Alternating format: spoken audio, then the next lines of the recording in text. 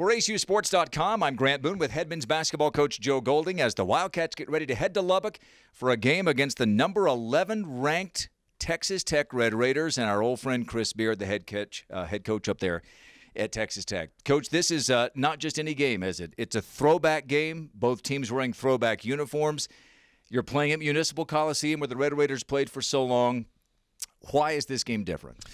You know, I think it's important for a couple reasons. Number one, it gives us a chance to go play a really, really good basketball team in an arena that's going to be the last basketball game ever played. I think they have 2 high school games getting played before us, and then we'll play Tech that evening. And from what I understand will be the last game. I think they have a rodeo in like a month or so, and then after that, they'll demolish the arena. So many good memories. Me growing up in West Texas in Midland, traveling there and getting to watch the old Southwest Conference games in that arena and watching Gerald Myers coach teams and along with Coach Dickey before they moved into their arena. So very sentimental for me, and I'm excited to take our ball club in there to compete. Well, it's not our first rodeo up there, is it, at Municipal Coliseum? The uniforms are going to reflect the 50s and 60s, and when you think about that era, obviously D. Nutt, one of our great players who became one of our great all-time coaches. I think about Jim Reynolds. You played with his son, Jim, when you were at ACU.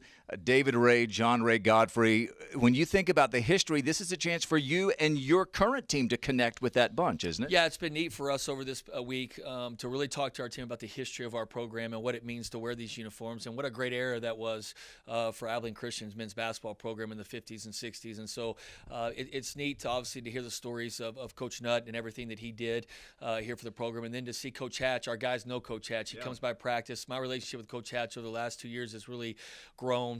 He's been a great mentor to me, a great sounding board, and just a true friend. You know, we've really developed a great friendship over the last 2 years, and I'm very, very thankful for. And then, you know, me personally, I think back to the guys that I coached. You know, whether it was Coach Malden that coached me and Coach Hayes, whether it was Mike Martin, who I got a chance to talk to actually the other day, who's battling some health issues right now. He's had a tough month. Had a serious scare a couple weeks ago, but I was able to reach out to him and talk to him about his experience here and how much fun he had as both a head coach and as an assistant coach, and what a great job he did in the program, before he left. So it's really neat for me, and then it's also neat for me to tell the story to our players and our players to gain history. I think anytime you have a chance to learn about the history of your program, I think that's important to continue legacy. We've said all along since I've got here, we want past players to continue to come back and past coaches, and it's starting to become that. You know, we're getting guys that graduate now that are coming back. They haven't been away long. Drake Green was here the other week, and guys like that. And well, Andrew Prince came to your tip-off. Andrew Prince came to the tip-off dinner, and obviously he's a great friend of a lot of our guys on our team and been a big part of the program. Coach Malden's made it to a couple games this year. It's a fun time, and I'm excited to wear the uniform. The uniforms look great, and I think our guys are going to take pride in that. But it's been fun for us to be able to tell the story of ACU men's basketball back at a point of time when we were all really proud of it. Back in the day, they would have a road jersey number and a home jersey number. It was kind of interesting. Now, these guys will have their normal numbers, right? Yeah. This week. Yeah, it'll be the same numbers that they've always worn. Good. Yeah. If you look back in history, first of all, we each have a shared head coach. Vic Payne coached both teams, Texas Tech and ACU.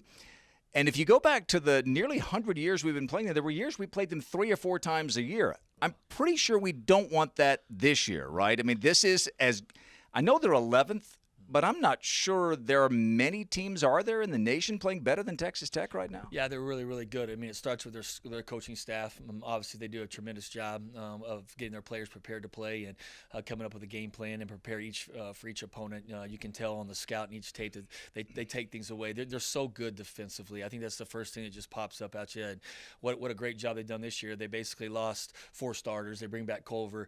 They've got a completely different team of guys that didn't play last year, and they're still in the same spot that they were.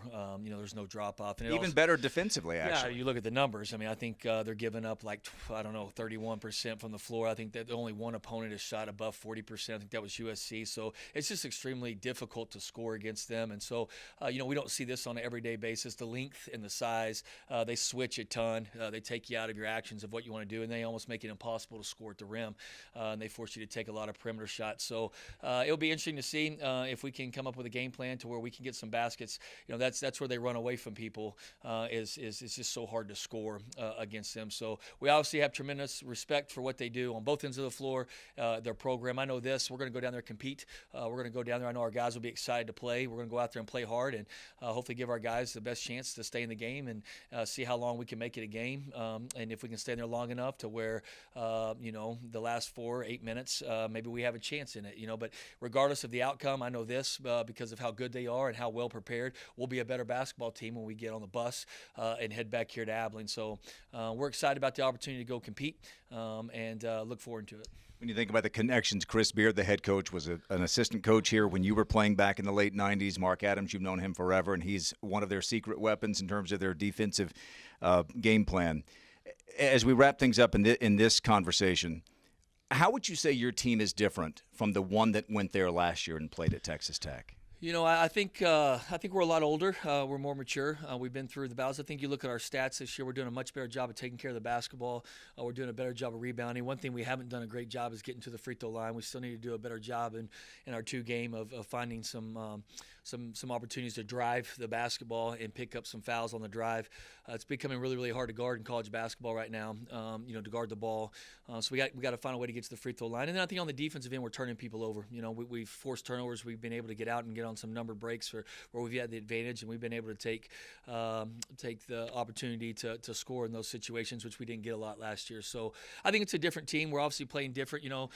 We're inside out, and that's the way we've this team and this identity and where we're building it and where we're going. Each possession, you go inside first. We're in other trying to words, establish the inside game, and obviously that's Tech's probably number one rule is they don't want any shots around the rim and they don't want any three-pointers. So they're the best in the country at taking away. I think somebody told me the stat the other day in one of our meetings. I think they've only given up 17 shots in 9 games at the rim, or 17 made shots at the rim. That's a pretty impressive feat. And then I think they're top in the country three-point defensive field goal percentage. So they force you to shoot shots off the bounce, and so it's going to be tough. But we're going to go try to establish it and try to score and inside and get around the rim and see what we can do. And I don't know. We'll see. I know one thing back when you were saying I'm glad Coach Beard coached me in college and not Coach Adams because, if Coach Adams, I don't know if I was that good of a defensive player. I probably would have never stepped. My average at 4 points a game might have been 2. So I'm thankful for that we had Coach Beard. But you go back and you look at that staff. Coach Adams. Familiar for our fans. Coach Cooper, one of the great defensive coaches. In the Lone Star Conference for years and won a ton of championships and built a great program there at West Texas. He learned it from Mark Adams, and so Mark Adams is a big part of what Coach Beard does. I know Coach Beard, and a guy that probably doesn't get enough credit either is Brian Berg. Brian Berg's been with Coach Beard ever since he went to Little Rock and to Tech, and has done a great job recruiting talent and being behind the scenes of a great assistance. They have a great staff. We're obviously close to them, and so we're good friends. They help us. We hope hopefully we can help them a little bit and stay in the game and get them prepared. It is strength on strength. The number 1 field goal defense team in the nation, Texas Tech. The number 2 field goal percentage team shooting the ball in Abilene Christian. It's a 6 o'clock tip. Remember, it's at Municipal Coliseum. If you're coming to the game, tickets are scarce. You might want to get them now. And the throwback unis, no less. For Coach Golding, I'm Grant Boone for ACUSports.com.